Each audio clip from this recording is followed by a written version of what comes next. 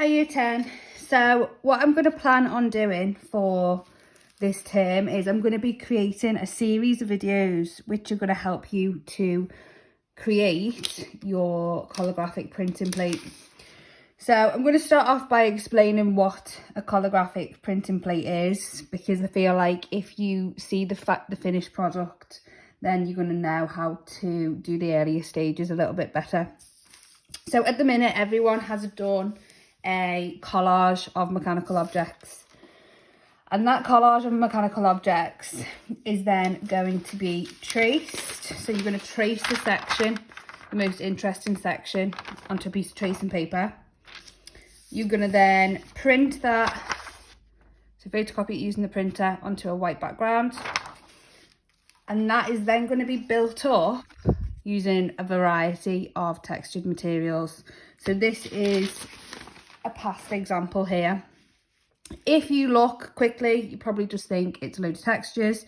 If you look a little bit closer, you will notice that you can actually identify some mechanical objects. So if you can see here, we've got a cog, we've got a spanner there, and it's all different sections. And the most important thing to do is to have very clear differences between each of the sections. So I'll go over that a little bit more. Once that is finished, so this was originally all of the colours that you would expect to see. So this is cardboard, so that would be brown. We've got rice, we've got string, we've got sequins, so it would be multicoloured. We ink it up with black ink, and then we roll it through the printing press at the back of Miss Baker's room onto wet paper, and it will come out like this. So it picks up all these fine textures and fine details, and you should be able to see some of the mechanical objects a little bit clearer. So we've got some pliers there, we've got a cog, we've got another cog there and there. Once that's finished, we then develop that even further into a watercolour painting. So I've got a few examples here. So this is one, so it really brings it to life. We bring in the colours from Kupka and Leger, and we also make the sections a little bit more precise, obvious. There is another example. So from one piece, you're going to generate a lot of work. We also press this into the clay when you make your final piece, your ceramic pot. So really important that we get the first stages done correctly. As I've said, this is going to be a series of videos. So today's video is only going to be short because it's the first stage.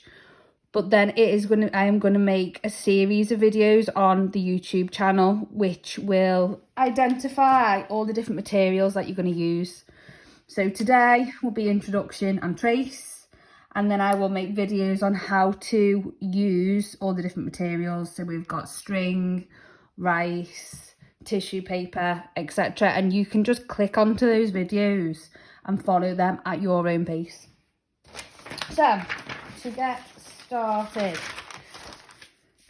you need to get a piece of A4 tracing paper off Miss, and you need to get your collage in front of you. Now your collage should be A3, so it's double the size of this. You need to position the tracing paper on top of, so I've got two examples here, you are going to be filling the full page.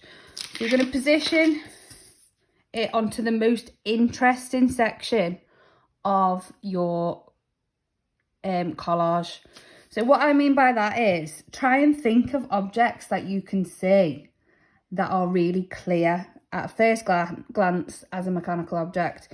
This example here is just cogs. We've got a spanner there.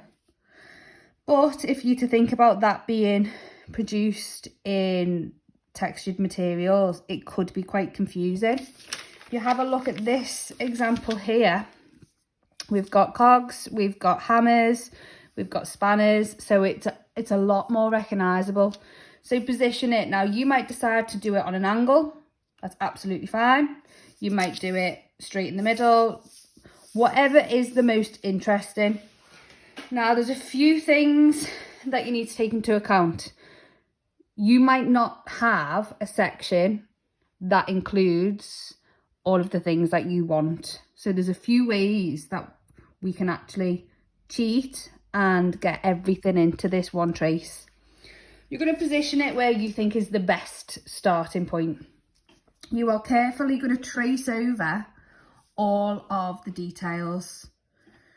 The things that you don't trace are tiny, tiny details. So if you've got really small cogs in the background or anything in like gears, you also don't need to trace any lettering that there might be on any of the tools as well. Once you've got that trace done, okay, just pretend this is obviously filling the page. If I wanted to, I could put more detail into the trace. So I might decide, pretend that this is the collage. I might decide that inside this section here, I want more detail. So I could actually trace another cog from a different part into that area to really fill out my trace and make it as interesting as possible. Once you've got your trace done, that should take you all of today's lesson, by the way. Once you've got your trace done, you need to hand your trace over to Miss Daljeet or Miss Baker, and they can put it through the photocopier, and it will go from being on tracing paper to being on white cartridge paper, and that is the paper that you're going to use ready for your materials. So that's all you need to do today. I will just quickly recap.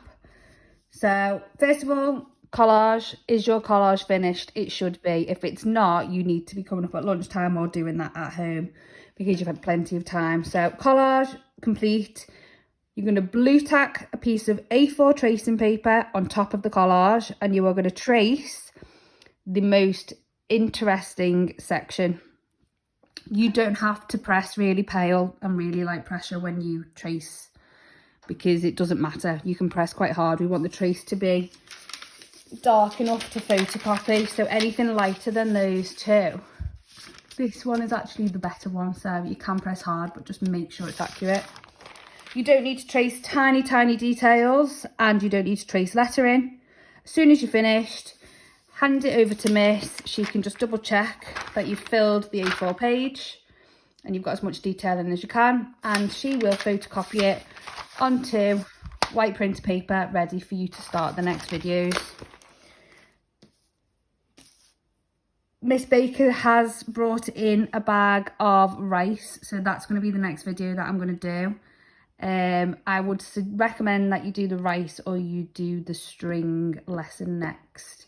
If you could upload a photograph to the Firefly task of your finished trace at the end of today's lesson, that would be great. And then tomorrow when you've got your double lesson, if Miss Baker wants, you can click on one of the videos, the other videos that I've created, and we can start getting some materials down. Any problems whatsoever, then Miss Daljeet is in the room, she can help. Or alternatively, you can email me, that is fine. Thank you very much, boys.